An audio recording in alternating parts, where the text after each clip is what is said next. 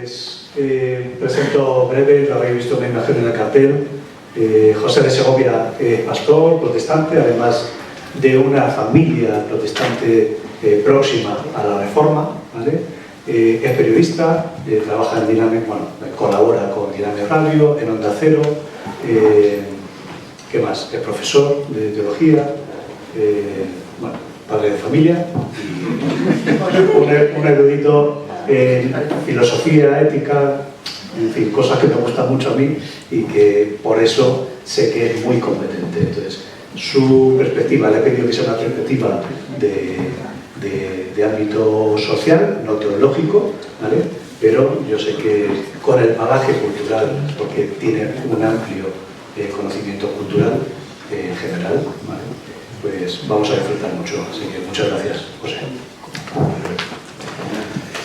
Pues vamos a hacer hoy un viaje en la historia a lo ocurrido en esta semana, el 31 de octubre, cuando pasó de llamarse Halloween, la fiesta que se suele relacionar con los muertos, para ser la víspera del Día de Todos los Santos, una celebración católica que se mantiene hasta el día de hoy y que, como era costumbre en aquella pequeña universidad de Wittenberg, se presentaban sobre la puerta de aquella iglesia las tesis para disputa y discusión, y que aprovechó aquel monje agustino llamado Martín Lutero para presentar 95 tesis en ese 31 de octubre de 1517 que iban a revolucionar el mundo.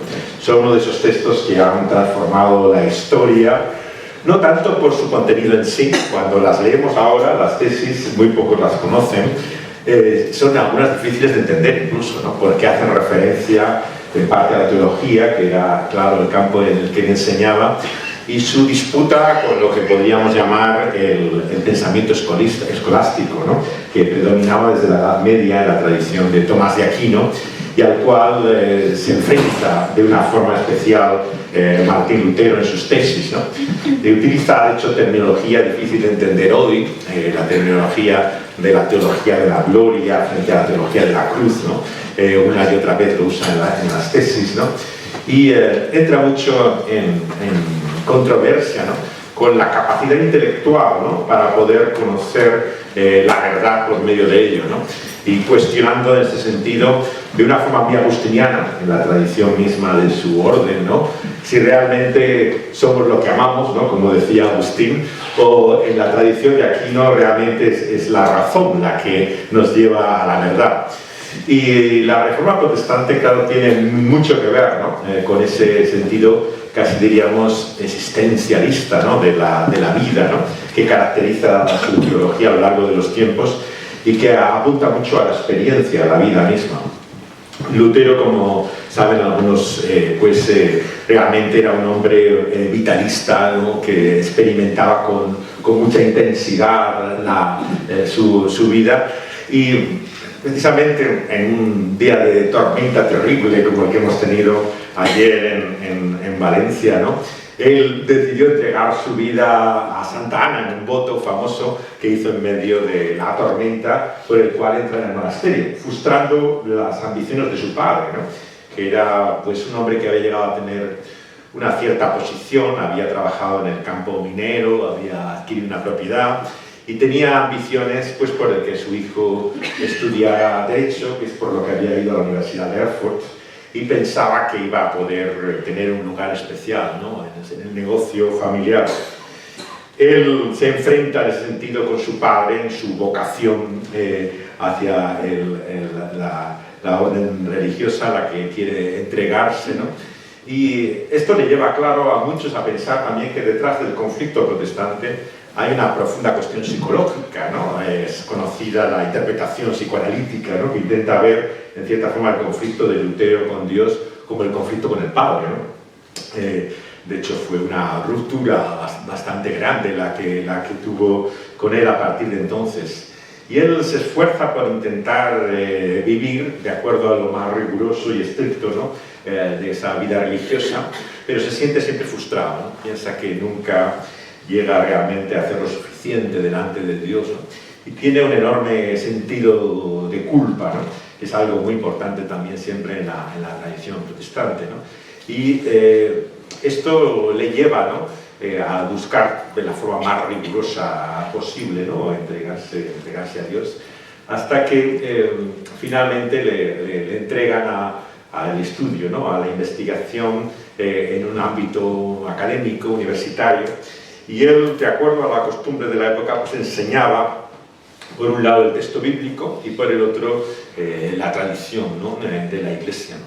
Y después de estudiar los Salmos se dedica a profundizar en el texto del libro del Nuevo Testamento que conocemos como la Epístola a los Romanos.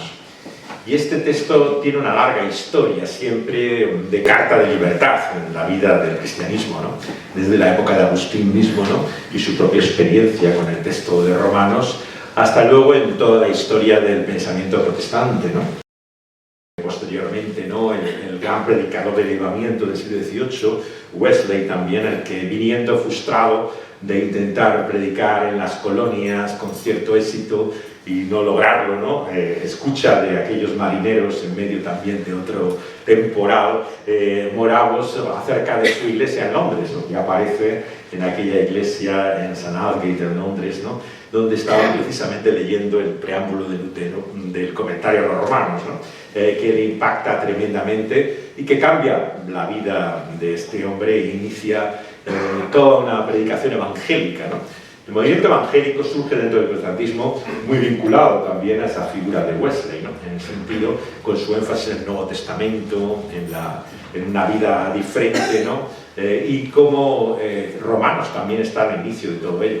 Incluso la teología contemporánea, incluso si vamos al tal vez más conocido de los teólogos del siglo pasado, el teólogo de Basilea, Karl Barth, ¿no?, él, cuando estaba en un pequeño pueblo de Suiza, en medio de la Primera Guerra Mundial, ¿no?, se vuelve al texto de esa misma carta de Romanos, ¿no?, y cuando la relee con otros ojos, ¿no?, ve todo su pensamiento totalmente transformado, cambiado. Se había educado en la teología optimista, ¿no?, bastante humanista, de la perspectiva moderna que había en la universidad entonces, y realmente vuelve al texto bíblico en un sentido, como vemos, continuado a lo largo de la historia, ¿no?, como una carta de libertad. Y ese tema de la libertad, claro, es central en Lutero y en toda la Reforma, ¿no? La libertad se convierte en uno de los aspectos fundamentales en los cuales socialmente, ¿no?, va a contribuir la Reforma. Decía don Emilio Castelar, el gran orador de la tradición parlamentaria española, ¿no?, que para poder encontrar el sentido de libertad que uno encuentra en la tradición europea moderna, ¿no?, pues tienes que ir ni más ni menos que a la Reforma, ¿no?, y a Lutero, ¿no?, y eso que él no era protestante, claro, Castelar, ¿no?, pero encontraba que había las raíces para las libertades modernas, estaban ancladas en todo ese episodio de transformación espiritual, originalmente, ¿no?, pero que tiene una gran dimensión civil, como vamos a ver, social y cultural, ¿no? Cuando Lutero se enfrenta al emperador español, Carlos I de España, ¿no?, pero junto de Alemania, ¿no?, que realmente la dieta de Worms tiene que dar cuenta de su postura frente a la Iglesia, él apela a una libertad, ¿no?, que es la libertad de conciencia. Él dice, mientras no me demuestren a mi conciencia, ¿no?, lo equivocado que yo estoy, ¿no?, a la luz de la Escritura, no me retracto de ninguno de mis escritos, como ellos le pedían en aquella dieta. Entonces, la libertad de conciencia, claro, se convierte en uno de los temas capitales de la modernidad, ¿no? El hecho de que el individuo mismo tiene un derecho a apelar a su propia conciencia. Claro, el sentido civil, como se había entendido hasta entonces, estaba unido en el sistema medieval, claro, a una forma de autoridad totalmente jerárquica, ¿no?, de señores y siervos, un sistema feudal, ¿no?, en el cual el individuo no pintaba nada, era simplemente, generalmente entregado además a un papel social, ¿no?, que le venía ya dado, ¿no?, por su condición familiar, por el gremio al cual pertenecía, su lugar en la vida respecto tanto la nobleza como su estado humilde, y no había un lugar, digamos, para una vocación individual o para un desarrollo personal, ¿no? Entonces la reforma va a tener muchas repercusiones en ese sentido, en lo que podríamos llamar incluso el individualismo, ¿no?, contemporáneo, ¿no? La idea de que la persona, ¿no?, tiene realmente un llamamiento individual en la vida, ¿no?, y también escoge en este sentido su vocación. Es cierto que particularmente la ética del trabajo, ¿no?, y el sentido de vocación se asocia mucho más con la siguiente generación de la Reforma, que se relaciona con Juan Calvino, ¿no?, el reformador de Ginebra, que da lugar también a toda una tradición también sobre esa visión del trabajo vocacional, que luego los puritanos, en ese tercer movimiento que se produce después, ¿no?, desarrollarán también de una forma especial. Todo esto, claro, sociológicamente se ha estudiado mucho, ¿no? No solamente por Max Weber, la famosa tesis que intenta relacionar la ética protestante del trabajo con lo que llamó el espíritu del capitalismo, ¿no?, de la economía actual, sino en general, ¿no?, se ha visto cómo el mundo se convierte en otra realidad muy diferente a la que era en el sistema feudal y medieval, ¿no? La vida cambia de una forma profunda, ¿no?, pero particularmente en aquellos países que abrazaron la reforma. Claro, lo que encontramos es que países como España, que digamos son contrarios y del espíritu de la contrarreforma, viven una evolución distinta, ¿no?, y desde luego diferente a la que vivieron aquellos países que abrazaron la reforma. Y es por eso que este sociólogo muy influyente también, no solamente en el marxismo, sino en todo el pensamiento contemporáneo, Max Weber, empieza a pensar si habrá una relación, ¿no?, entre esa ética protestante del trabajo y todo ese desarrollo económico, ¿no?, que se produce a continuación. Es importante en el sentido de recordar que Weber no hace una tesis, como a veces se le llama. O sea, él escribe unas notas que luego no puede desarrollar, no tiene tiempo a poder hacer de ello un trabajo elaborado, y hay una conjunción entre medio, hay una Y. Él dice la ética protestante y el espíritu del capitalismo. No es como muchas veces se ha leído la ética protestante igual a espíritu del capitalismo. Eso nunca lo dice Max Weber, ¿no? Lo que está desarrollando dos cosas distintas, ¿no?, intentando ver la relación que hay. La tesis de él fue tremendamente contestada, sobre todo por la escuela más anglosajona, ¿no? El profesor Roper de Oxford fue conocido como otros muchos por contestar, ¿no?, a la tesis de Weber, de que tenía muchos agujeros, ¿no? En primer lugar, él no quería saber de la cuestión teológica. Entonces, cuando le ponían como objeción, ¿no?, que los ejemplos que él da, ¿no?, en el nacimiento del capitalismo no son ortodoxos protestantes, ¿no?, como por ejemplo el caso, yo que sé, de Benjamin Franklin, ¿no?, el famoso inventor americano, ¿no?, o el propio Jefferson, ¿no? Claro, eran más bien unitarios, deístas, ¿no? En modo alguno eran protestantes en el sentido ortodoxo del término, ¿no? Y él los utiliza mucho como ejemplo, ¿no? También usa bastantes, ¿no?, que no se utilizaría más su nombre como puritanos más que sociológicamente, realmente no lo eran en cuanto a su fe. Pero eso es precisamente lo que como sociólogo Max Weber intentaba, ver, digamos, la influencia social. No le interesaba tanto la cuestión teológica, lo que realmente pensaban. Y esto sí que es una realidad que lo ves en todos los aspectos de la vida cultural. Se ha estudiado mucho en el arte, por ejemplo, ¿no?, como un artista, como puede ser Rembrandt, ¿no?, por ejemplo, que su filiación al protestantismo es dudosa. Realmente él no llega a tener una fe protestante, ¿no?, pero sin embargo, claro, su visión de la Biblia, de la vida y de la sociedad, ¿no?, igual que ocurre en Vermeer o todas las escuelas holandesas, ¿no?, que hay, que cambian el arte moderno, ¿no?, veis que hay una influencia sociológica, ¿no?, de la Reforma. No es tanto una cuestión teológica, ¿no?, de que han llegado a unas convicciones, sino que cambia su visión de la vida, ¿no? Mientras que una parte del mundo, por el espíritu de la contrarreforma, sigue anclado en las imágenes de estampita religiosa, ¿no?, y de todo su desarrollo, pues toda esa tradición protestante rehuye, digamos, las imágenes religiosas. Se vuelve a la naturaleza, a intentar sacar en sus cuadros paisajes, ¿no?, y ver cómo el mundo es visto desde esta perspectiva. Y solamente, pues, en la sociedad renacentista tenemos siempre la vertiente mitológica, ¿no?, en la cual se le puede dar como una visión profana a la vida, de alternativa a la religiosa, que no aparece en la tradición protestante. Así podíamos encontrar que en cada ámbito cultural se produce un gran cambio en la mente, ¿no? en toda la visión de la vida, ¿no? Que en cierto sentido podemos decir que el mundo no ha vuelto a ser el mismo después de aquello, ¿no? Claro, ¿hasta qué punto podemos decir, ¿no?, que la Reforma es la madre de la Ilustración, ¿no?, y la Contrarreforma, ¿no?, lleva al Renacimiento? Muchos han intentado ver como dos ramas, ¿no?, en la historia europea distintas, ¿no?, que se producen de evolución, ¿no?, a partir de entonces. Claro, hay una rama humanística que no se une a la Contrarreforma, ¿no?, pero que va a producir lo que en el ámbito católico se le llama a veces la Reforma católica, ¿no?, en la propia visión de transformación que tiene, que en cierto sentido parte de alguna manera de la propia figura de Erasmo de Róterdam, ¿no?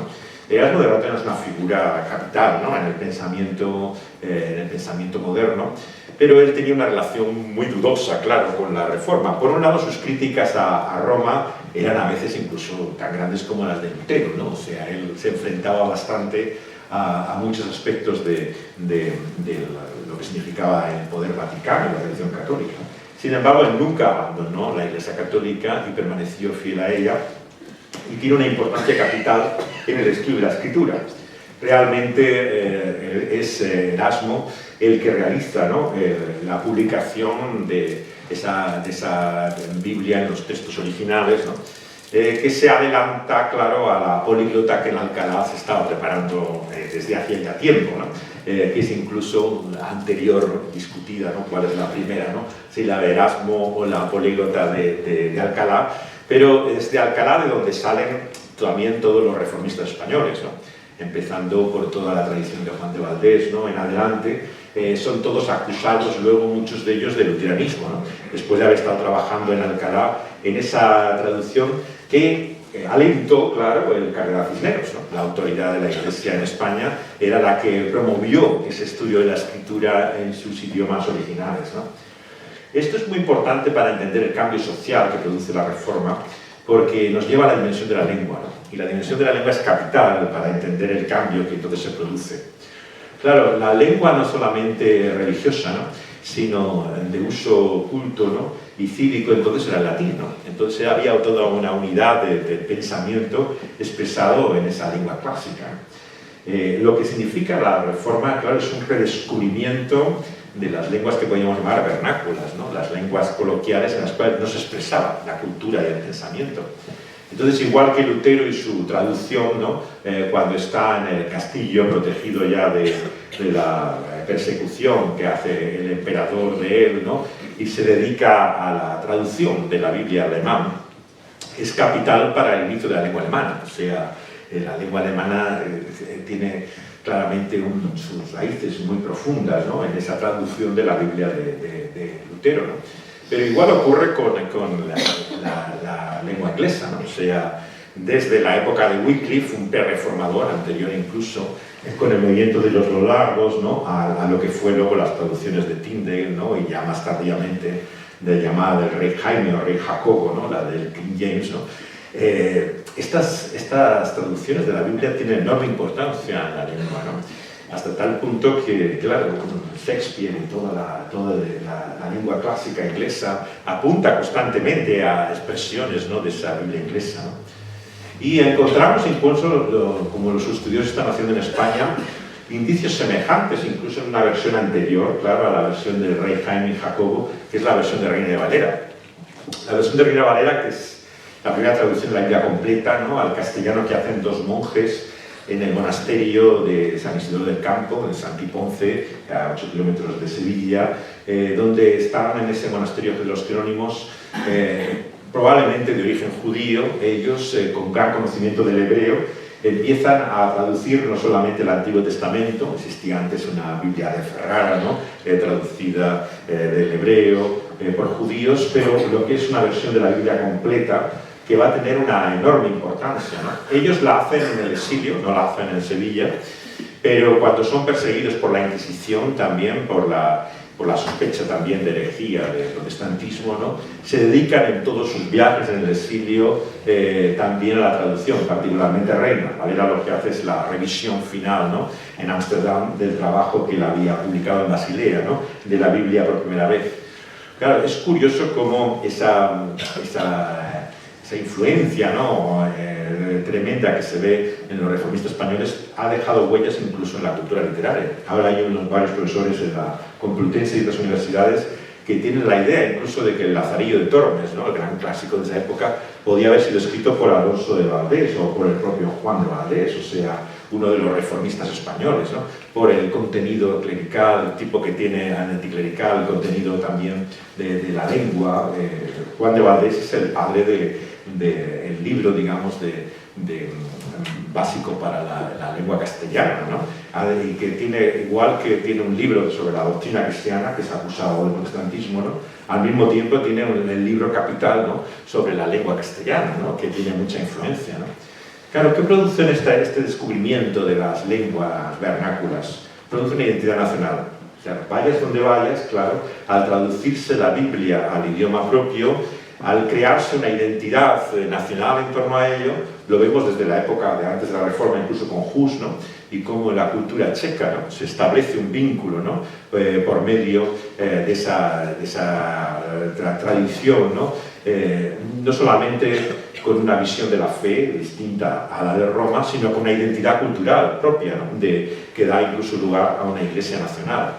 Ocurre lo mismo en Italia con los valdenses, ¿no? En el norte de Italia también este movimiento anterior a la Reforma también empieza a expresar, ¿no? En la propia lengua italiana, ¿no? Su conocimiento de la Biblia que difiere del oficial de Roma, ¿no? En cierto sentido podemos decir que las identidades nacionales están muy vinculadas, claro, a la Reforma. Surge precisamente una conciencia de ellas a partir de la lengua, de la traducción de la Biblia y del sentido de comunidad que producen en torno a ella, ¿no? Y se rompe, se quiebra, ¿no? Toda una unidad, ¿no? Que había en Europa, ¿no? Desde el Sacro Imperio Germánico, ¿no? Y que había mantenido bajo el emperador toda Europa unida prácticamente, ¿no? En una misma cultura, y que se ve a partir de la Reforma totalmente fragmentada, ¿no? Rota en muchas identidades que no llegarán hasta el auge de los nacionalismos, ¿no? En el siglo XIX a crear naciones independientes, ¿no? De momento lo que encontramos son principados, ¿no? Que apoyan a los reformadores en ocasiones, en otros se mantienen fieles al catolicismo, pero crean un nuevo tipo de tejido social distinto, ¿no? Claro, estos príncipes toman una figura intermedia, ¿no? Entre la autoridad monárquica que había y lo que era la masa popular, ¿no? La interpretación de Calvino, eso sería el magistrado de Romanos 13. El magistrado de Romanos 13, el que tiene la espada en la mano y ha recibido una autoridad por Dios, no sería el rey como una figura divina, sino que sería esa figura del príncipe, ¿no? De la figura intermedia, que considera que tienen también la autonomía, ¿no? Incluso para rebelarse. Todo el tema de los Países Bajos, ¿no? Y cómo se independizan de España por ese derecho que entienden que bíblicamente está, ¿no? Del príncipe, en este caso Guillermo de Orange, para separarse del imperio, ¿no? Y que lleva así a una ruptura progresiva. Ese tejido social, claro, crea también pues todo un sentido de burocracia incluso, ¿no? Nuevo totalmente, ¿no? Que no existía en el mundo antiguo de esa monarquía feudal, ¿no? Y va creando un mundo nuevo y diferente hasta ahora inimaginado, ¿no? En ese sentido, vemos que el reloj de la historia marca a veces en momentos un tiempo que no tiene vuelta atrás, ¿no? O sea, puede haber nostálgicos que quisieran empujar la manecilla hacia atrás y hacer como que las cosas no han ocurrido, pero el tiempo pasa y es una realidad para todos, ¿no? En ese sentido, claro, aunque hay una mentalidad todavía conservadora, tradicionalista, ¿no? Que mira hacia el pasado, cada vez se le hace más difícil, ¿no? Poder convivir con el presente y enfrentar el futuro, ¿no? Tiene que modernizarse, ¿no? Y una y otra vez se enfrenta la sociedad a estos momentos históricos, ¿no?, que no tienen vuelta atrás, ¿no? En cierto sentido el mundo se hace nuevo, diferente y distinto, ¿no? Y tienen que adaptarse a esa nueva realidad social. ¿En qué sentido la reforma, ¿no?, se relaciona entonces con la modernidad, ¿no? Se ha publicado mucho en los últimos años también en qué sentido la reforma podría ser pionero de lo que podríamos llamar hoy la secularización, ¿no? La ausencia del elemento religioso. Hay profesores universitarios que mantienen básicamente esta tesis, ¿no?, que en su origen todo esto te llevaría a la Ilustración y la Ilustración a la Reforma, que es la línea por la cual se llega a la modernidad. Claro, sin embargo, esto choca con el sentido espiritual de aquellos hombres. Es evidente, como el profesor Atkinson en su famoso libro, traducido muy tempranamente en España por Alianza, ¿no?, de Lutero y el nacimiento del protestantismo, dice este profesor de la Universidad de Oxford, que claro, la reforma tienes que ir en el fondo a un elemento espiritual, o sea, aunque tú la analices sociológicamente, económicamente, políticamente, pero originalmente no era ninguna de esas cosas. Fue una transformación espiritual, ¿no?, de individuos, ¿no? Y en ese sentido no puedes huir de esa dimensión profunda, espiritual, que hay en la raíz de todo ello. Verdaderamente vemos que ellos no podían prever, ¿no?, empezando por Lutero mismo, ¿no?, lo que iba a pasar inmediatamente después. De hecho, hay dos periodos muy distintos, ¿no?, en la vida de Lutero, el del inicio de la Reforma, ¿no?, y luego lo que va a ser ya posteriormente la organización de la Iglesia, una vez que ve que la Iglesia de Roma no se reforma, ¿no?, y que no tiene vuelta atrás, ¿no?, pues surge ya, digamos, la Iglesia evangélica, digamos, luterana, ya con cierto sentido de decepción de él, ¿no? Hay una famosa anécdota de Lutero, ¿no?, cuando está en la taberna con Melanchthon bebiendo cerveza, ¿no?, y le preguntan cómo ha logrado aumentar todo este lío, ¿no?, en toda Europa, ¿no?, qué es lo que ha hecho, ¿no? Y Lutero dice sinceramente, honestamente, ¿no?, yo no he hecho nada, o sea, es la palabra misma lo que él había hecho, ¿no?, corriendo y fulminando. Y esa sorpresa que tiene él de la influencia que tiene, ¿no?, la Biblia, es lo que le lleva a pensar que sería así continuamente. Por eso escribe así también de los judíos, los famosos textos antisemitas, ¿no?, de Lutero. Tienen que ver su decepción de que no se conviertan al cristianismo. Él pensaba que la Biblia iba a lograr cambiar la mente incluso de los judíos, ¿no?, a aceptar, ¿no?, al Mesías como Jesús, ¿no?, y que el mundo iba a ser totalmente nuevo porque estaban en una era diferente. Claro, para él fue una decepción que el movimiento se paralizaba en ese sentido, ¿no? Llegaba a un punto en el cual se rompía el continente europeo, pero no avanzaba más allá, simplemente se dividía, ¿no? En ese sentido empieza a ver la realidad con ojos más realistas, ¿no? A ver cómo realmente la fe consiste y convive, ¿no?, con la incredulidad, ¿no?, al mismo tiempo, ¿no? Y que obviamente, aunque había la idea de la cristiandad, ¿no?, un elemento que viene desde el medievo, ¿no?, y que rompe en cierto sentido la reforma, ¿no?, ellos pensaban que iba a mantener la fe, ¿no? Erasmo y estas figuras humanistas todavía se expresan, claro, con fe. De hecho, claro, en la filosofía entendemos que incluso en Alemania, ¿no?, hasta Kant, Hegel, sigue hablando de Dios. No se rompe, en cierto sentido, el lenguaje de la fe todavía. Pero a partir de la Ilustración y todo el desarrollo en Francia, vemos que hay una ruptura clara con la religión, por lo menos institucional, ¿no? Francia tiene un interés especial en la reforma porque es la única reforma un poco distinta a todas las demás. O sea, mientras que la reforma en el resto de Europa, incluido España, que tenía todos los elementos de producir esa reforma, si pensamos en España, por ejemplo, el arzobispo que era la autoridad del cardenal primado de España, claro, Carranza, es puesto en cárcel Carranza en su proceso por luteranismo. O sea, quiere decir que la cabeza de la Iglesia en España tenía las convicciones que tenía la mayor parte de los que estaban sosteniendo la reforma. Si consideramos que los principales predicadores de la Catedral de Sevilla, ¿no?, los tres, uno detrás de otro, es igualmente procesado por la Inquisición del luteranismo, ¿no?, Santo Ponce de la Fuente, Egidio, Gil, vemos los elementos que se daban en cualquier país europeo.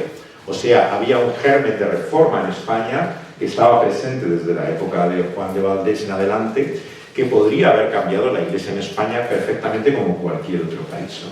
Y entonces en la nobleza, que es procesada en los autos de fe de Valladolid también, ¿no?, que Delibes ha recreado en su novela del hereje, pues vemos que era precisamente las clases más importantes y las que estaban siendo influenciadas por la Reforma. Entonces, si el clero y la nobleza, tanto en Sevilla como en Valladolid, tenían, y incluso la cabeza de la Iglesia, que era Carranza, ¿no?, esas convicciones, lo normal hubiera sido que España hubiera tenido el mismo proceso que tenía el resto de los países. Es el misterio de la providencia, decimos los creyentes, ¿no?, el que hace que Dios tenía otro propósito en este sentido, ¿no? La vida no fue como se podría pensar en este sentido, y se convirtió España, claro, en el espíritu de la contrarreforma, precisamente, ¿no? Y es de ahí de donde sale toda la influencia creciente, ¿no?, contraria a la reforma. Francia, sin embargo, tiene un caso aparte, porque es un lugar en el cual, aunque tuvo cierta influencia en el aspecto de la nobleza, ¿no?, que llegaron a tener esas convicciones constantes, es el único momento en la historia de la Reforma en que las masas populares, ¿no?, o sea, lo que luego llamarían los desarapados, ¿no?, la gente realmente más humilde, abraza la Reforma. Es un movimiento de abajo a arriba, mientras que en el resto de Europa es de arriba a abajo, o sea, es de las autoridades eclesiásticas y nobles que cambian la sociedad. En Francia se intentó realmente, como un germen casi revolucionario, desde las masas de la población humilde intentaron cambiarlo. Claro, hasta Enrique, en Francia hay un papel dudoso de qué lugar va a tener la reforma en Francia, ¿no? En principio hay un movimiento hugonote, ¿no?, muy importante en la cultura francesa, pero que luego es finalmente suprimido, ¿no?, y parten al exilio como tantos otros en otros países, ¿no?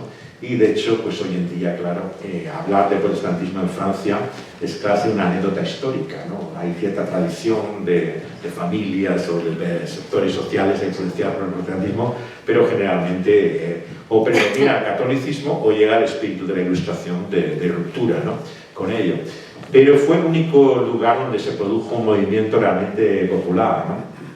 Claro, el Quijote lo expresa muy bien también cuando Cervantes dice las muchas lecturas te llevan al brasero, ¿no?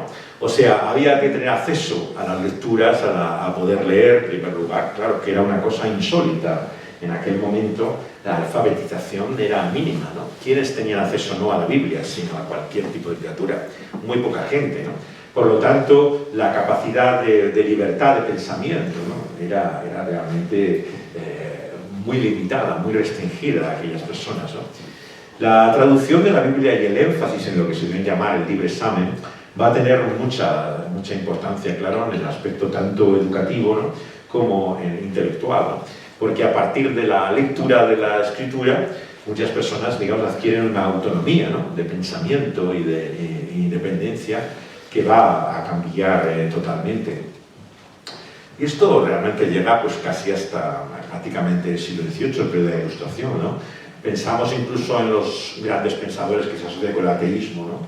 Figuras como Voltaire, ¿no?, este tipo de figuras, o Rousseau, ¿dónde buscan amparo? En la Ginebra de Calvino. O sea, realmente pensaban que comparativamente, para su no creencia, ¿no?, era el contexto protestante más abierto o liberal que lo podía ser una sociedad católica, ¿no?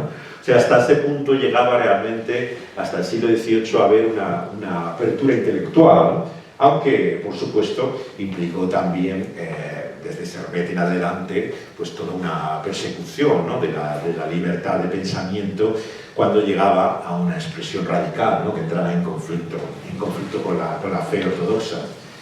Todo el tema también que se ha estudiado mucho en los últimos años, ¿no?, de la caza de brujas, ¿no?, una de las fijaciones de toda la cristiandad europea, tanto católica como protestante. O sea, realmente ahí no hay ninguna diferencia, ¿no? La obsesión que se produce en ese momento de purga, ¿no?, de mujeres que eran al fin y al cabo analfabetas, gente sencilla, supersticiosa, que no tenía ningún tipo de conocimiento, ¿no? y que eran perseguidos, sin embargo, pues por inquisidores, cazadores de brujas, que sí que tenían conocimiento y discernimiento, ¿no? Resulta extraño en nuestro punto de vista. Claro, si analizas incluso un episodio como el de Ginebra en Calvino y la muerte de Servet, ¿no? Es escandaloso, ¿no? Que llegara a ser ejecutado, ¿no? Algo que los protestantes son los primeros que deploran, ¿no? Pero comparado con Servet, había multitud de brujas que fueron quemadas en Ginebra, ¿no? Que se podría recordar y hablar sobre ellas, tanto como Servet, ¿no? Que han mencionado, ¿no? Que es una obsesión, probablemente fruto de esta mentalidad todavía medieval, ¿no? Que ve al diablo, ¿no? Como el gran oponente de la fe.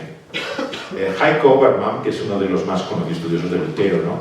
El profesor de Yale, ¿no? Él dice que, claro, no se puede entender a Lutero sin la figura del diablo, ¿no? De hecho, él llama su biografía, publicada por Alianza Editorial, Lutero entre Dios y el diablo, ¿no?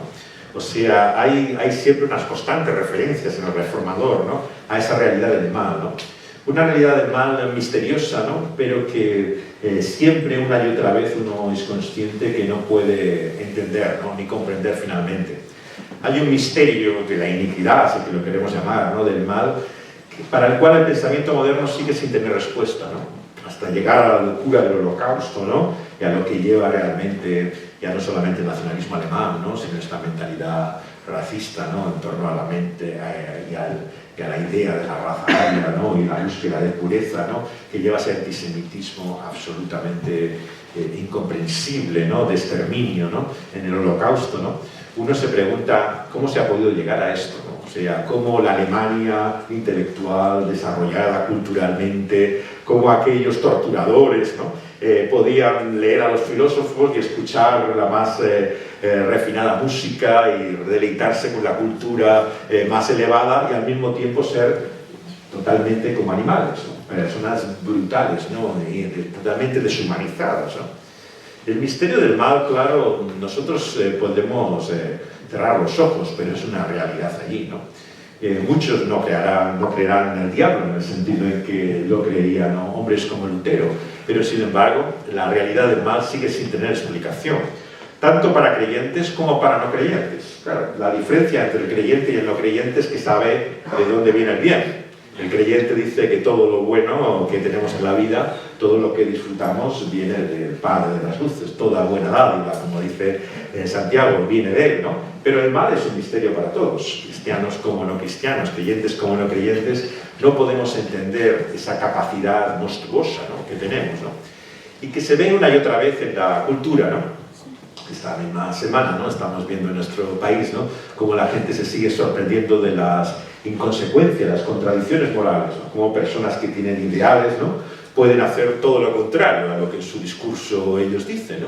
Pero es la realidad del ser humano, así de conflictivo realmente su experiencia, ¿no? Por un lado puede tener las más tremendas ideas, ¿no? De lo que debe ser el ser humano, y por otro lado comportarse de la forma absolutamente más inhumana posible, ¿no? No somos ni ángeles ni demonios, ¿no? Somos seres humanos y esa realidad, ¿no? De mal nos acompaña, ¿no? Tanto como la aspiración del bien, ¿no? Lutero decía por eso que temía más que al Papa de Roma y a todos sus secuaces su propio corazón, ¿no? Porque sabía que dentro de él estaba el germen mismo de la destrucción. Todos nosotros somos capaces de arruinar lo que más apreciamos, ¿no? A la gente que más queremos, de las que más hacemos daño en la vida, muchas veces, ¿no? Bastamos nosotros solos, ¿no? Para poder destruir aquello que más nos importa, ¿no? Cuando surge un movimiento de revolución, de renovación, de reforma, ¿no?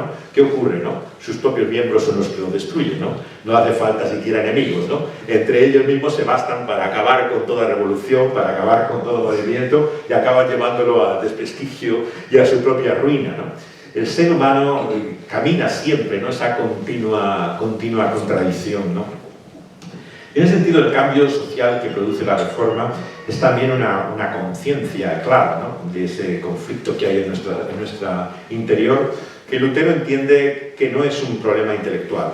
Claro, como comprende el reformador, el pensamiento tomista, ¿no? Que lleva a toda la tradición escolástica, ¿no? le daba enorme importancia a la razón, ¿no? a la capacidad que teníamos intelectualmente, ¿no? para poder pensar y conocer la verdad. Pero claro, lo que uno percibe en la vida, como él descubre una y otra vez, ¿no? es que no basta saber o conocer algo, ¿no? para poder vivir a la luz de esa verdad.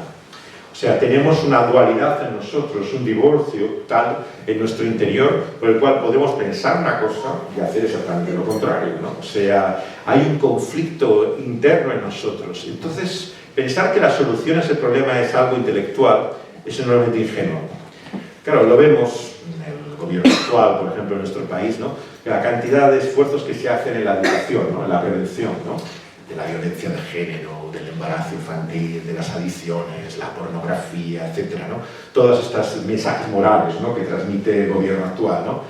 ¿Creemos realmente que esto cambia la vida de alguien? O sea, cuando alguien compra un paquete de tabaco, ¿no? y ve estas fotos horrorosas, ¿no? de lo que puede producir la adicción, ¿creemos sinceramente que alguien que ve esa imagen cada vez que toma un cigarrillo deja de fumar por eso? Claro, es una ingenuidad pensar que realmente por una información, por un conocimiento, la gente va a decir, ah, no, claro, si esto tiene estas consecuencias, yo no lo hago, ¿no? Claro, es tremendamente ingenuo pensar, ¿no? que uno que maltrata a su mujer es porque no sabe que está mal, o sea, es que es realmente absurdo pensar esto, ¿no?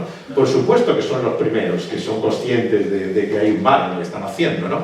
Entonces, el pensar que la solución al problema humano es una cuestión simplemente de conocimiento, de educación, de información, es una visión tremendamente simplista, ¿no? del ser humano y de su complejidad, ¿no? En ese sentido, la traducción de Agustín, que representa la Reforma, yo creo que nos muestra que somos algo más complejos que todo eso, ¿no? Somos lo que somos en el corazón, ¿no? en la realidad de nuestra vida, ¿no? Y que, como decía el padre de Hipona, ¿no? somos lo que amamos, ¿no? Nos movemos por afectos, ¿no? muchas veces sentimientos, ¿no? Y eso es lo que es la realidad de nuestra vida, ¿no? No una cuestión puramente racional, ¿no? intelectual, que entiende la vida, ¿no? Y en ese sentido, claro, supone una ruptura con la filosofía, ¿no? que era predominante hasta aquel momento, que sigue teniendo luego mucha importancia la razón. De hecho, claro, es la ruptura luego con la Ilustración, ¿no? La Ilustración entroniza la razón y finalmente convierte, digamos, a ella en la medida no solamente de la verdad, sino de todas las cosas, ¿no? Sin embargo, claro, lo que la Reforma mostraba era la verdad, que desde el cristianismo primitivo se había visto de que el mal mora en ti, ¿no? Las palabras del apóstol Pablo en Romanos capítulo 7, ¿no? No hago yo el bien que yo quiero, ¿no? sino el mal que yo hago, ¿no? Por lo tanto, encuentro que el mal mora en mí, ¿no? Esa realidad tan chocante en nosotros, ¿no? Yo creo que se hace consciente, ¿no? en muchos momentos, ¿no? En la historia, el pensamiento más lúcido, ¿no? Cuando el escritor escocés, Robert Louis Stevenson, criado en el presbiterianismo escocés, protestante, ¿no? Escribe el Dr. Jekyll y Mr. Hyde, ¿no? el misterioso caso. Creo que no destripo la historia, no es un gran spoiler si os digo que el Dr. Jekyll y Mr. Hyde es la misma persona, ¿no? Pero esta dualidad que hay, ¿no? en él es la constancia que uno tiene constantemente, ¿no? de esa realidad casi esquizofrénica que hay en nuestro interior, ¿no? por el cual parecen convivir, ¿no? dos realidades totalmente diferentes en nuestra persona, en nuestro interior, ¿no? El pensamiento contemporáneo, por lo tanto, se ha hecho claramente lúcido, ¿no? en esa tradición protestante de esa contradicción. Ha huido del idealismo, ¿no? Con el cual muchas veces se ha visto la vida en el humanismo actual, ¿no? Que intenta ver en su buenismo, ¿no? al ser humano en sus mejores luces, ¿no? Con las gafas de color más rosado, ¿no? y te abre la puerta una y otra vez a la realidad oscura de lo que somos, ¿no? El premio Nobel William Golding no era creyente tampoco, pero realmente cuando observaba en el colegio en el que enseñaba en Cornualles a los chicos en el patio de la escuela se quedaba horrorizado, ¿no? porque veía lo que muchos hemos visto en el colegio, ¿no? que el niño, lejos de ser esa criatura pura y sin ningún tipo de mala intención, es capaz de las mayores crueldades, ¿no? de una brutalidad total, ¿no? Y escribe ese libro llamado El Señor de las Moscas, ¿no? El Señor de las Moscas es un cuadro terrible, ¿no?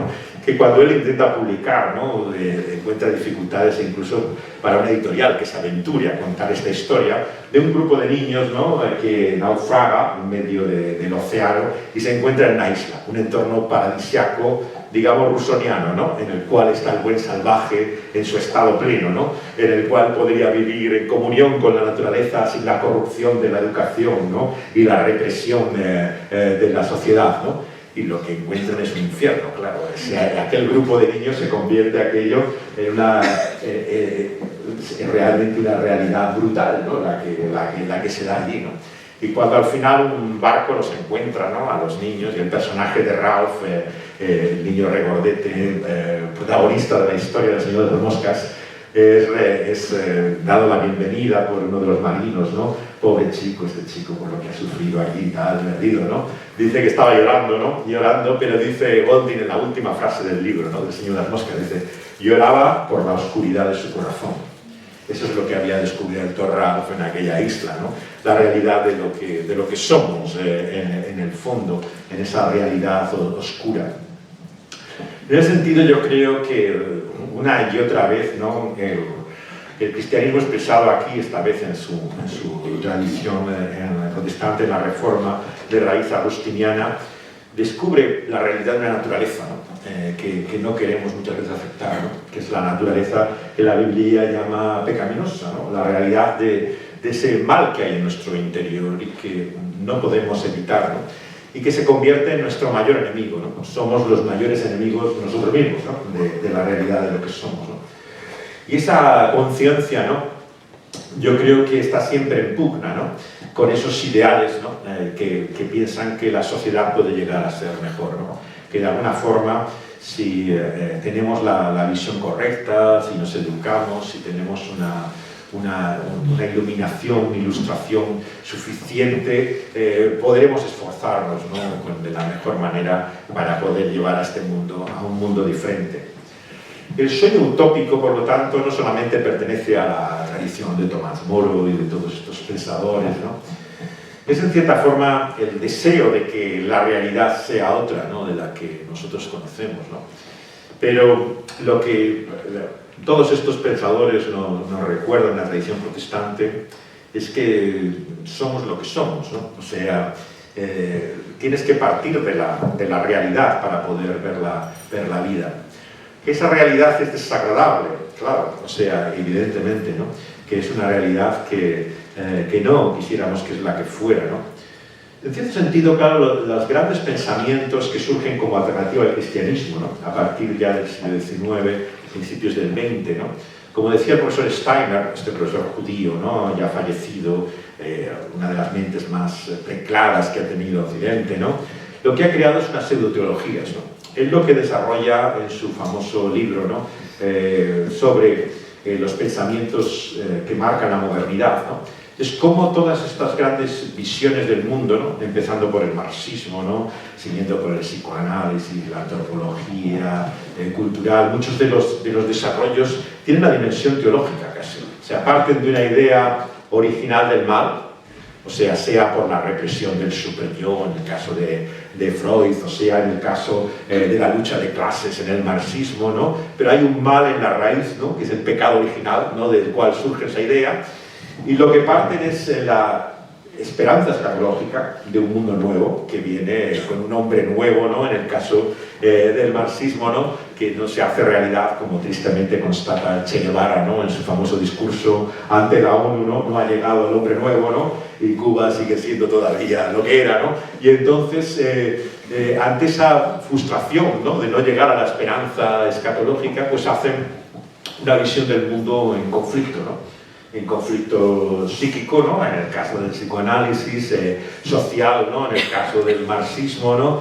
En el evolucionismo, ¿no? Que tiene su raíz en Darwin, ¿no? En la lucha también del más fuerte, la evolución que tiene la vida.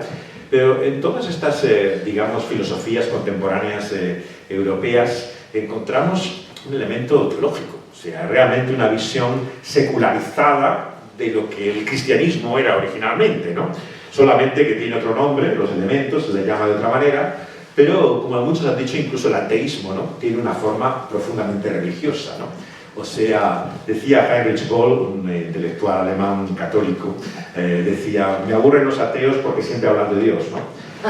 Y realmente el ateísmo tiene ese aspecto, ¿no? de constante pugna con algo que parece afirmar al mismo tiempo, ¿no? La realidad de algo que niega, ¿no? Y en ese sentido ya Nietzsche, ¿no? Cuando expresa su famosa muerte de Dios, ¿no? en su libro, ¿no? Él observa que si bien aparentemente Dios ha muerto, el mundo está lleno de dioses, ¿no? En el crepúsculo de los dioses, ¿no? Nietzsche observa cómo aquella sociedad luterana, que antes era devota de la fe, ¿no? Pues se ha vuelto al dinero, ¿no? Y es capaz de hacer cualquier cosa por una fortuna, ¿no? Te queman las casas por cobrar el seguro, ¿no? Y hacen cualquier cosa por el amor, ¿no? A ese Dios que es el dinero, ¿no?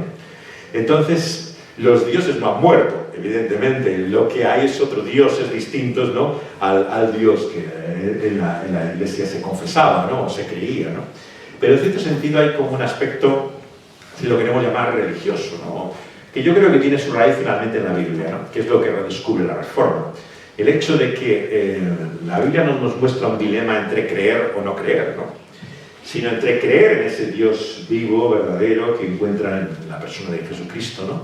O creer en tantas otras cosas, ¿no? Personas, ¿no? Ideas que el mundo cree, ¿no? Y sobre las cuales vive. En ese sentido no existe nadie que no tenga creencia, claro. La realidad es que todo el mundo cree en algo, en alguien, ¿no? Cuando que dice alguien, no, yo no soy creyente, bueno, no serás creyente en lo que te entiendes tradicionalmente como ser creyente, pero por supuesto que eres creyente, sino para qué te levantas esta mañana, o sea, para qué vives la vida, algo esperas y crees de la vida, ¿no? Y por lo tanto todos tienen una fe, una creencia en algo que realmente inspira su vida, ¿no? Entonces el dilema bíblico es cómo esos dioses fallan, esos ídolos para los que vivimos, finalmente no te satisfacen, ¿no? Y entonces vivimos la constante desilusión, ¿no? Por vivir por cosas, ¿no? Personas, ¿no? A las cuales nos aferramos como que van a dar un sentido a nuestra vida, pero finalmente no pueden llenarnos. Por volver a Agustín también como inspirador de este movimiento en la tradición cristiana, claro, estamos hechos como con ese hueco, agujero, ¿no? que Dios nos ha hecho, que solamente Él puede llenar, ¿no? Y que hace que cualquier otra cosa que intenta su lugar se convierte en un sucedáneo, en un sustituto, ¿no? Esa es la esencia, digamos, bíblicamente de lo que se llama idolatría. La idolatría es buscar algo parecido, semejante a Dios, le llames como le llames, que va a llenarte, ¿no? Pero que finalmente no puede hacerlo porque no es Dios, ¿no? Claro, y esto lo encuentras en las relaciones personales, ¿no? Cuando buscas en esa persona que quieres, ¿no? Alguien que pueda llenar tu vida, que pueda complementarla, curar todas tus heridas, librarte de todas tus frustraciones, darte el alivio de la lucha de cada día. Y claro, ¿quién puede llevar ese peso? ¿Quién puede cargar con esas aspiraciones? Nadie puede realizar eso que tú esperas de la otra persona. Sin embargo, el sueño romántico, claro, se mantiene una y otra vez después, ¿no? La idea de que finalmente va a haber una experiencia en la vida que puede llenarte, ¿no? Que ya no es Dios, ¿no? Sino que es casi el amor, en mayúsculas, ¿no? En cierto sentido, ¿qué es lo que caracteriza, claro, toda la revolución cultural luego de los años 60 del siglo pasado, ¿no? El buscar en ese amor, ¿no? Finalmente el sentido mismo de la vida. El único ideal o valor que parece que no ha entrado en desuso todavía, ¿no? Que la gente sigue utilizándolo en su lenguaje habitual, ¿no? El amor, ¿no? Como una expresión de lo que parece que llena su vida o satisface, ¿no? Claro, todo esto tiene unas enormes dimensiones religiosas, claro. O sea, lo que tú estás esperando, ¿no? De esa experiencia es casi, como ha dicho un sociólogo, una epifanía, ¿no? Casi un descubrimiento místico, ¿no? Que te viene por esa experiencia, ¿no? Que en el fondo lo que buscas es algo espiritual, ¿no? De todo ello, ¿no? Pero ¿qué es lo que te descubre, ¿no? Claro, la epifanía romántica, como dice un conocido sociólogo americano actual, ¿no? Lo que te descubre es la realidad de quién tú eres. Muchas veces las relaciones íntimas y personales descubren el lado oscuro de cada uno de nosotros, ¿no? Claro, uno puede pensar que tiene un corazón de oro, ¿no? Hasta que te enfrentas a la realidad, ¿no? Reflejada en otra persona. Es lo que Jean-Paul Sartre, ¿no? También expresaba en su famosa obra Sin salida o A puerta cerrada, ¿no? En el cual encierra a estos personajes, ¿no? En una vida que parece después de la muerte, en un lugar cerrado, ¿no? Y tiene la famosa frase, esta obra, el infierno son nosotros, ¿no? Ve como en un reflejo, detrás de los ideales revolucionarios del que ha llegado allí, lo que había era un traidor, ¿no? Que estaba escapando y un tren la ha atropellado, ¿no? Detrás de la mujer que parece digna y decente, ¿no? Pues hay un oscuro pasado, ¿no? Y es como que se caen las máscaras, ¿no? Y muestra la realidad de lo que somos, ¿no? Por eso hay una frase aún más terrible, yo creo, en la obra de Sartre, ¿no? Que dice: eso es lo que es tu vida, lo que has sido, lo que eres y lo que serás. Pues yo creo que el cristianismo, que representa en este sentido la reforma y la tradición cristiana más ortodoxa, lo que te dice es que puedes ser mucho más de lo que has sido, ¿no? Y de lo que eres ahora. Lo que serás gracias a otro, ¿no? Al creador y autor de la vida, ¿no? Busca, por lo tanto, en la esperanza el sentido mismo de la fe, ¿no? El sentido de una vida nueva y distinta, ¿no? Lo que podemos llegar a ser por medio de aquel que nos ha creado y que nos da la nueva vida por medio de Jesús, ¿no? En ese sentido, la justificación, la famosa doctrina de la reforma, ¿no? En la cual se marca toda la controversia teológica, lo que dice es que puedes tener otra vida que la que tú tienes. Es la vida que te da otro, Cristo Jesús. Y por lo tanto no eres simplemente lo que tú logras o has alcanzado en la vida, tus vergüenzas o tus orgullos, ¿no? O tus miserias, ¿no? Y tus glorias. Eres lo que eres por otro, ¿no? Por Cristo Jesús, ¿no? El sentido de sustitución, de intercambio, ¿no? Que implica la doctrina de la justificación y que Trento lleva a la gran división, ¿no? Que marca la ruptura del cristianismo en aquel entonces, ¿no? Es esa justificación es moral, es por una infusión, ¿no? Como afirma Roma, ¿no? Algo que te cambia o te transforma personalmente, o es algo externo a ti, ¿no? Forénsico, algo que ocurre en esa cruz, ¿no? En Jesús, fuera de ti, ¿no? Esta era la controversia del Trento, ¿no? Y entonces, claro, lleva a una visión de la vida, por un lado, que busca la famosa identidad que tantos perseguimos hoy en día, ¿no? Fuera de ti, ¿no? En otro, en Cristo Jesús, ¿no? O que la busca descubriendo en ti mismo otro como quisieras ser, ¿no? Son dos caminos, en cierta forma, que yo creo que acompañan al ser humano desde el principio. Quiero acabar con esta conocida historia de Jesús, ¿no? En el Evangelio de Lucas, capítulo 15, ¿no? Que cuenta no de un hijo, sino de dos, ¿no? Este padre tenía dos hijos, ¿no? En esa historia. Y el conocido, el que da nombre a la parábola, muchas veces es el pródigo, el perdido, ¿no? El que ha malgastado su vida, ¿no? El que le ha dicho a su padre: mira, yo quiero vivir con lo que tú me das, pero sin ti. O sea, lo más lejos posible, pero a costa tuya, ¿no? Y claro, la indignidad, la enorme afrenta, ¿no? Que supone semejante hijo, ¿no? Que quiere vivir con lo tuyo, pero sin ti, ¿no? Claro, es el cuadro en el cual muchos se han identificado cuando han buscado su identidad, ¿no? Su realización en la vida fuera de Dios, ¿no? Por sí mismos, ¿no? Y se encuentran como aquel hijo pródigo, ¿no? Que han malgastado su vida, que finalmente no han encontrado lo que buscaban, las promesas de la vida no se han cumplido, y regresan a ese padre sin saber qué van a decir, ¿no? Con qué cara me presento ahora, ¿no? Después de haberle deseado la muerte, ¿no? De haberle pedido la herencia, ¿no? Como si estuviera muerto, ¿no? Ahora, ¿qué le digo, no? Y la gran sorpresa del Evangelio, ¿no? Que es, yo creo, el corazón mismo del cristianismo, ¿no? Es que, sin dejar de decir una palabra, ¿no? El Padre corre a su búsqueda, ¿no? Y le abraza con su abrazo de amor y le recibe, ¿no? En esa gracia liberadora, ¿no? Y este es el mensaje cristiano, un mensaje realmente, en primer lugar, no de reforma moral, ¿no? Sino de la aceptación de ese Dios, ¿no? Como un Padre en su gracia. Pero hay otro hijo en la historia, ¿no? Que representa, yo creo, el otro camino en la vida por el cual buscamos realización, que es la del hijo que quiere cumplir lo que el Padre desea, ¿no? Que quiere conformarse a lo que se espera de él, ¿no? Y aquel hijo no había salido de su casa, ¿no? Se había quedado con el Padre, ¿no? Pero pensaba que todos aquellos años que le había servido, dice el Evangelio, ¿no? ¿Qué le ha dado el Padre a cambio? Nada, ¿no? Viene este hijo perdido que ha malgastado de una forma más vergonzosa su vida y le recibe con los brazos abiertos. Y él, que no le ha fallado nunca, que ha hecho todo, ¿qué le ha dado a cambio, no? Ni un animalillo, ¿no? Para celebrarlo con sus amigos, ¿no? Es la amargura del moralista, ¿no? Del religioso, en el peor sentido de la palabra, ¿no? De la persona que realmente piensa que ha dedicado toda su vida a ser mejor persona, a cumplir con lo que se esperaba, pero que en el fondo no conoce el corazón del Padre, ¿no? No sabe realmente quién es Él, ¿no? Porque el Padre tiene el corazón, precisamente, por el cual te muestra que tan perdido estaba uno como estaba el otro, ¿no? Tan desconocedor del corazón del padre era el que se había quedado como el que se había marchado. Y por eso se niega a entrar en la fiesta, ¿no? Le implora, le ruega, ¿no?, que venga a celebrarlo, pero él en su orgullo, en su justicia propia, ¿no? Él no se va a humillar, ¿no? Reconociendo así a ese hermano que había perdido su vida. Y así nuestra sociedad, lejos de haber perdido la moralidad, yo creo que ha creado una nueva moralidad, llena de justicia propia, que una y otra vez se expresa, ¿no?, con este sentido de superioridad, ¿no?, pretendiendo que ellos son los que tienen los valores, ¿no?, y que en cierta forma está juzgando siempre y condenando a todos los demás, ¿no?, porque no llegan a vivir con sus altos conceptos morales, ¿no?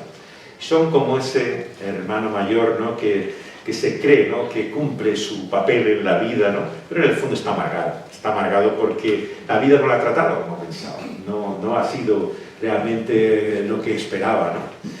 Y tanto para uno como para otros la buena noticia de Jesús. La buena noticia de Jesús es tanto para un hijo como el otro, ¿no? Y nos dice que solamente en aquellos brazos abiertos, expresados en esa cruz, ¿no?, por la cual Dios mismo encarnado en la persona de Jesús nos abraza y nos recibe, encontramos una nueva vida. Una vida diferente a la que hemos tenido o a la que podemos tener ahora. La que podemos ser gracias a aquel Cristo Jesús. Muchas gracias.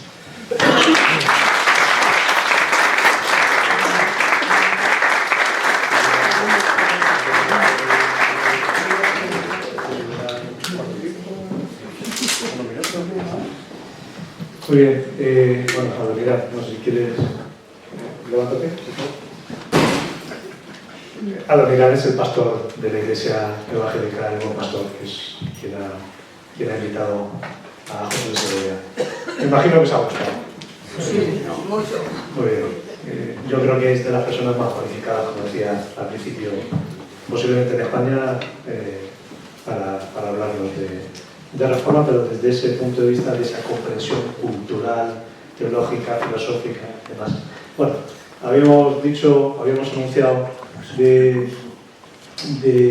un tiempo de preguntas, está a vuestra disposición, unos minutos, así que por orden, si queréis,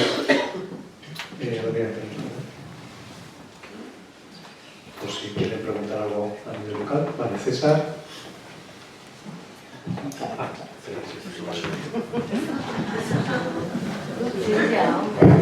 Estamos grabando la conferencia, ¿vale? Es que si no sale, y además estoy con una espantosa gripe y no creo que puedan escucharme. Bueno, yo quiero hacer una pregunta que es de carácter histórico. ¿Qué habría pasado, no, si Carlos V de Alemania o primero de aquí de España se habría convertido? Si se habría convertido, no habríamos tenido tanto desorden que hubo en Europa, guerras y demás. ¿Y por qué hago esta pregunta en contexto? No, porque Erasmo de Rotterdam, el humanista más famoso que conocemos, tuvo mucho influjo sobre Carlos I, fue su profesor. Adriano VI, que fue papa, ¿no?, fue el tutor de Carlos I y fue regente de aquí en España además. Y yo creo que Adriano VI, ¿no?, fue uno de los grandes transformadores de la Iglesia Católica cuando le tocó ser papa. Lamentablemente estuvo muy poco tiempo porque murió enseguida. Y Erasmo de Rotterdam tenía mucha comunicación con el cardenal Cisneros y la gente de Alcalá, ¿no? Eran humanistas que, de alguna manera hay que decirlo, los humanistas aquí en España estaban en la frontera, en el filo de la herejía, ¿sí? Y además Erasmo de Rotterdam pues tenía muy buena relación con Lutero y al principio. Entonces, si es que Carlos I no habría recibido, me imagino que recibió todo ese humanismo de parte de Erasmo de Rotterdam, ese interés de transformar la iglesia de parte de Adriano VI, y él finalmente no se convierte al protestantismo, sino que todo lo contrario, lo combate, ¿no? ¿Usted cree que ese cambio de posición de Carlos I pudo haber sido exclusivamente el resultado de movimientos políticos para mantener su imperio en Alemania, ¿no? Porque también Carlos I tuvo también problemas con los papas, ¿no? Acuérdense que en 1527 invadió Roma y el ejército que tenía Carlos I era alemán y por lo tanto luterano y se saqueó Roma y demás. Esa es la pregunta.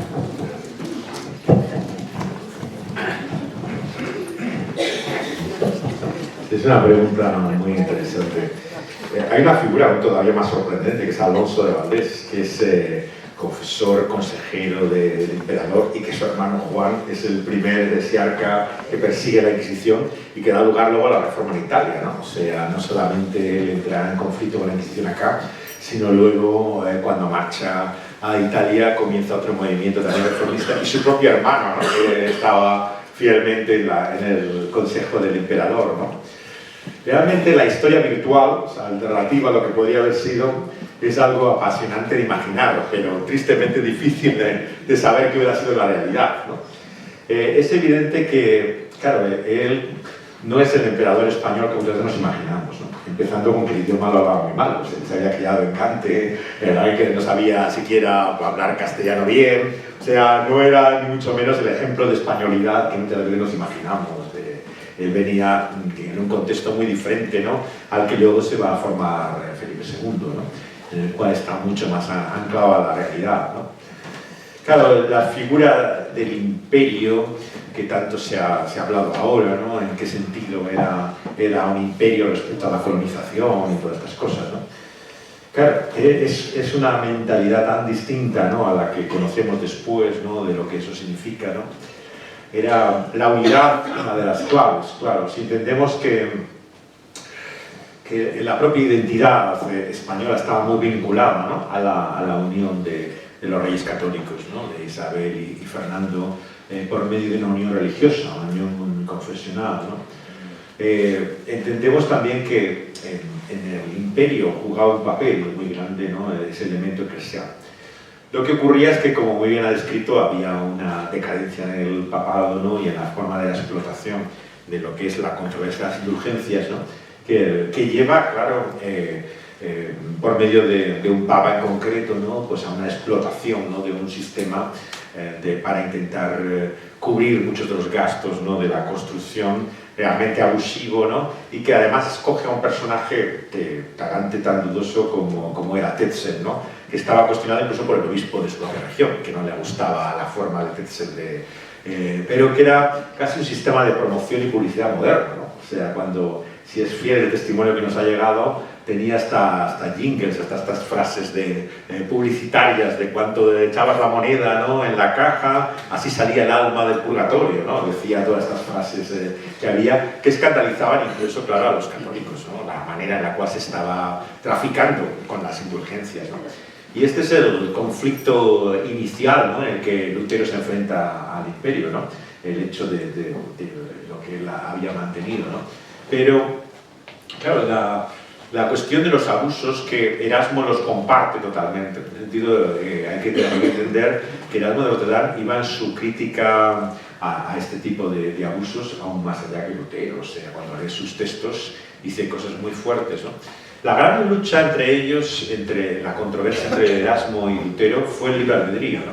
Porque, claro, Lutero tenía casi tanto más que Calvino una idea agustiniana de la esclavitud de la voluntad humana, ¿no? O sea, él entendía que no existía un libre albedrío del ser humano, sino que estaba esclavizado, ¿no?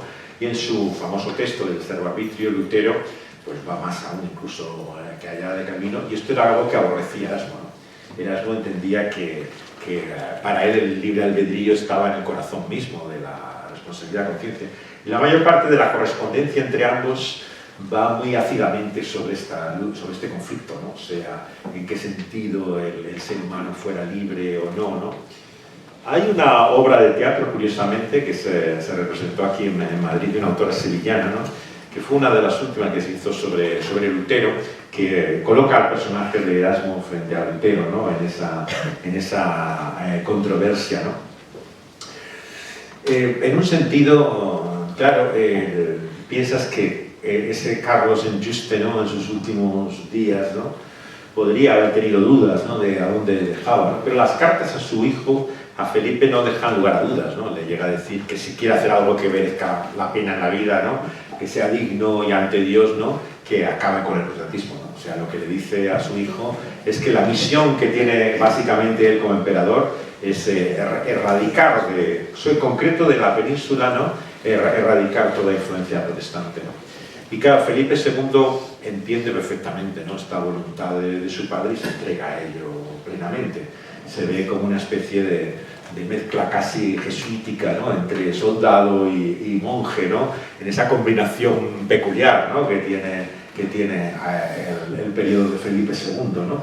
En el cual llega a tener, claro, dicen en los autos de fe, tiene declaraciones, ¿no? Contra aquellos que van a quemar en la hoguera, ¿no? Diciendo que si su propio hijo fuera, ¿no? El que estuviera acusado, él sería el primero en encender el fuego, ¿no? Y entregarlo a las llamas, ¿no? O sea, él parece tener un fervor sincero, o sea, realmente es celoso de la fe católica y en ese sentido se ve totalmente, sin ninguna duda, ¿no? De que lo que está haciendo es el gran servicio a Dios, ¿no? ¿Cuánto de eso era la voluntad del Padre, ¿no? Bueno, parece que esa es la última voluntad que tiene. ¿Qué es lo que le hace cambiar de actitud, de mente, ¿no? Bueno, muchos lo han intentado indagar, ¿no? ¿Qué hay entre medio de esas dietas, ¿no? En las cuales Lutero se enfrenta, ¿no? Al emperador, ¿no?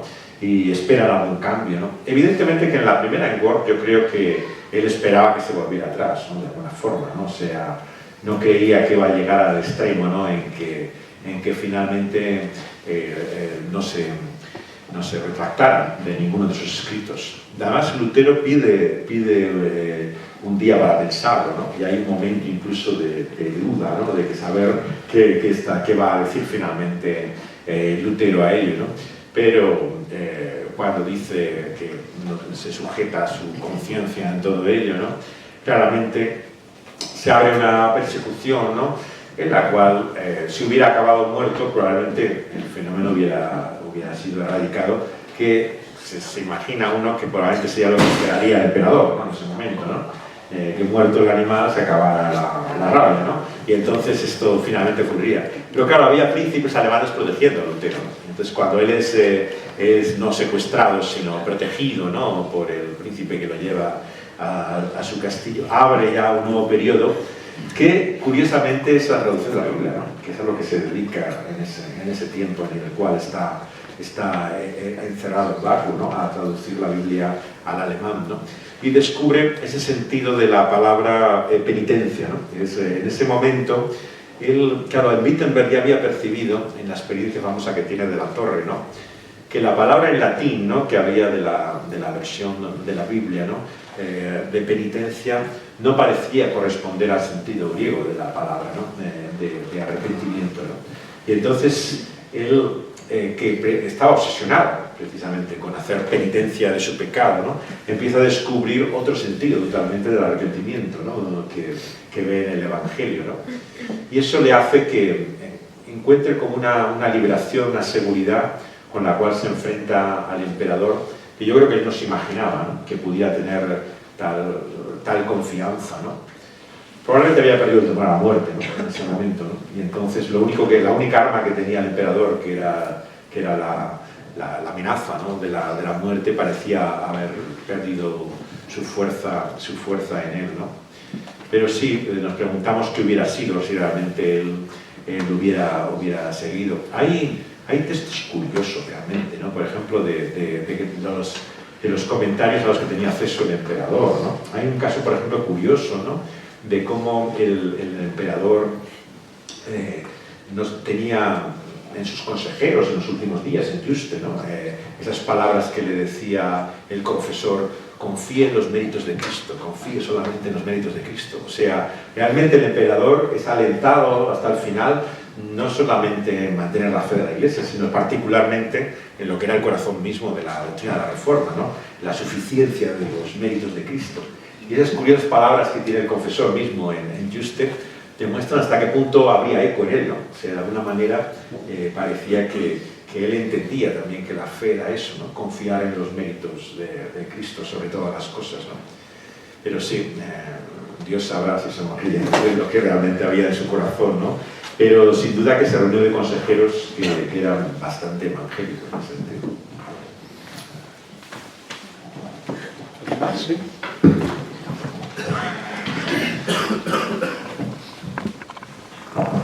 Hola, ¿qué tal? Me llamo Pablo, soy hermano católico. Y bueno, te doy las gracias porque me ha parecido súper interesante la charla. Había un momento en que has comentado que la reforma, una de las cosas que trajo de revolución también fue sobre todo el individualismo. Hoy en día, me pregunto bien después, yo hoy en día como que estoy un poco preocupado, sobre todo la gente de mi edad, los jóvenes, de un individualismo un poco idolátrico o narcisista, no sé cómo llamarlo, en el que solo piensan en, o sea, bueno, me incluyo yo, solo pensamos en nosotros mismos, el de al lado me da igual, y yo tengo esa preocupación, ¿no?, de cómo llegar a esta gente porque hoy, pues es muy complicado, ¿no?, cuando uno solo piensa en uno mismo. ¿Qué le diría Lutero a este individualismo de hoy en día? Muchas gracias.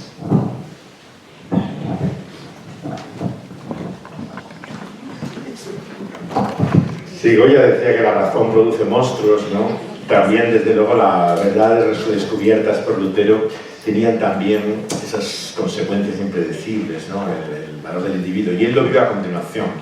Claro, él se rodea en la reforma de tal cantidad de iluminados, ¿no?, individuales, que se aterroriza, ¿no? Empezando, claro, por lo que ocurre con Munzer, ¿no? Inmediatamente, ¿no?, la iconoclastia esta violenta, ¿no?, que vive. Él se queda aterrorizado, ¿no?, de dónde llega, digamos, esa apelación individual, ¿no?, que hace la fe.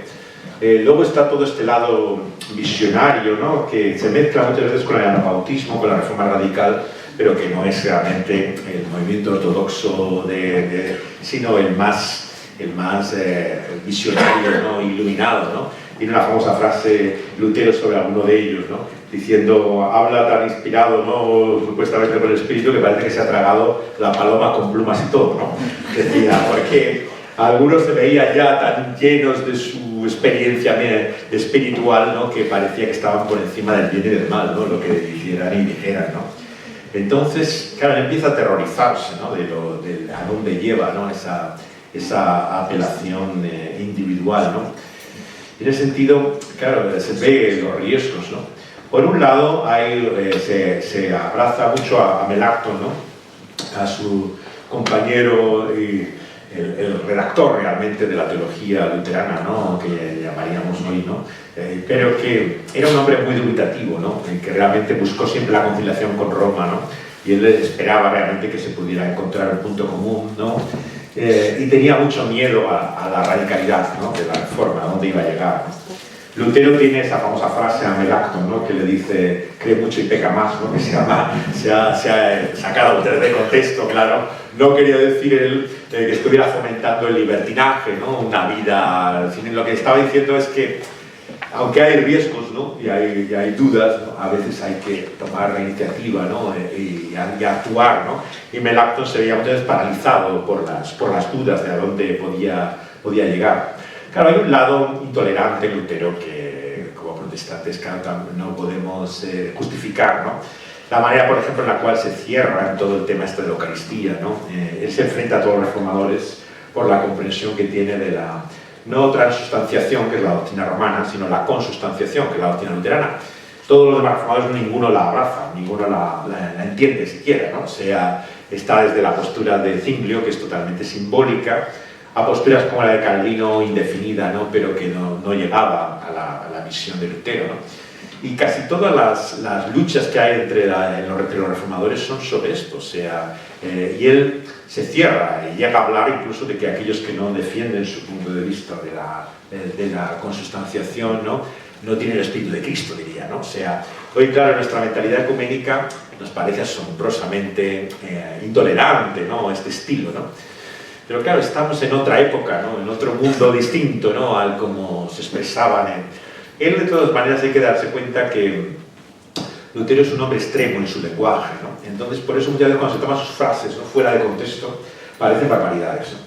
Pero tiene ese sentido liberador, ¿no? Yo a veces, a mí me divierte mucho Lutero porque es muy excesivo, ¿no? Y luego ese aspecto de la individualidad a mí me parece apasionante, me parece como uno de los fundadores de la confesional, ¿no? Él es el único realmente, no solamente reformador, sino en muchos de la religión protestante, que te cuenta todo de su vida, ¿no? O sea, es hasta escatológico, ¿no? Te cuenta hasta sus problemas de ir al baño, ¿no? O sea, es un hombre tan absolutamente transparente, ¿no? y humano, ¿no? En sus expresiones, ¿no?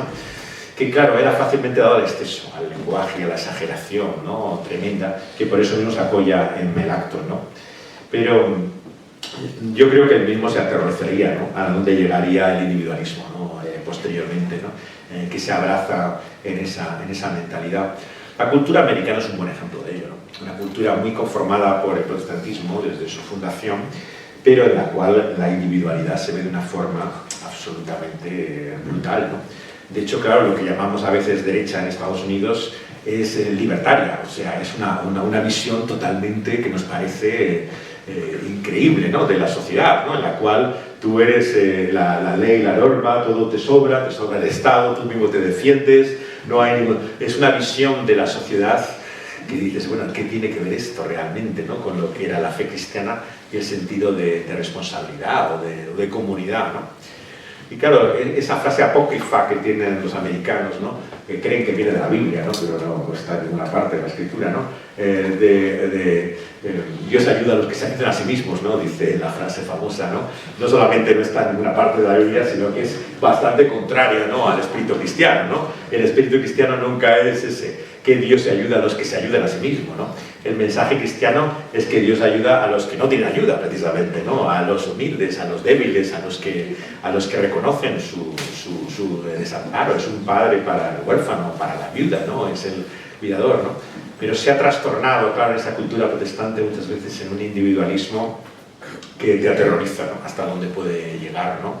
Muchas veces en su expresión, ¿no? Y que yo creo que el sentido es los monstruos que ha producido y que ha producido también. Ciertamente me identifico con sus palabras. ¿Alguien más?